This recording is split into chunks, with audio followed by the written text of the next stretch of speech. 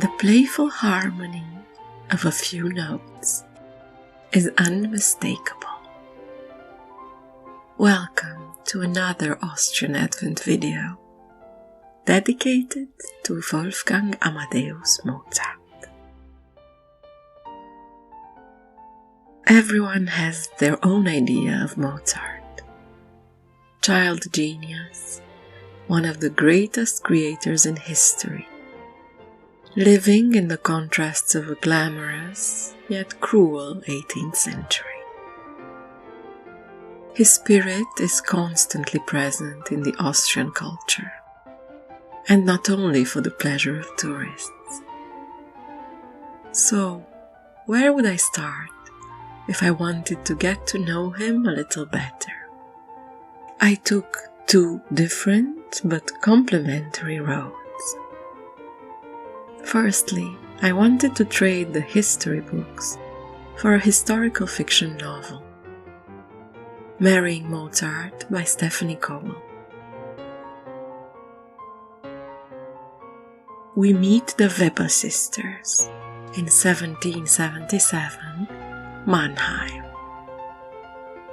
Brought up in a musical family, the four girls share a crowded and artistic life in a house with open doors to many musicians of the time. During one of their father's musical soirees, young Wolfgang enters their lives and will forever change their destinies. Following the historical facts of falling in love with one sister, then marrying another, this delightful little novel has helped me to travel in time. It's not only the meeting with Mozart, but also the atmosphere of a modest yet respectable class during the centuries where the world knew only two extremes, the very rich and the very poor. The read is entertaining and light. It pairs very well with many of Mozart's compositions. Not obliviously joyful, yet never truly saddening. A playful glimpse into the romantic part of Mozart's life. My second way of acquainting myself with young Wolfgang was a more direct one. I read a few of the letters between him and his father, assembled by Penguin Little Black Classics under the title My Dearest Father. The selection gathers letters from 1777 and 78, so the parallel with the novel is just right. And I must admit, these were surprising. Somehow, in my imagination, child genius meant proud parents, and therefore a happy family life.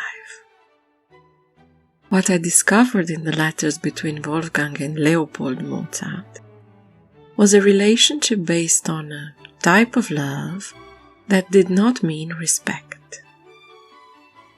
The very rigid roles that 18th century society imposed on fathers and sons meant that whatever the intellectual capacities a son might have, he owed complete obedience to his elders.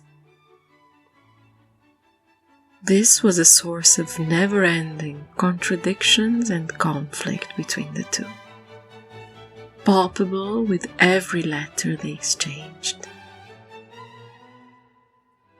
For me, that offered a whole new understanding of what Wolfgang faced during his short and intense life. A world willing to adore a gifted child, yet unwilling to understand an original artist.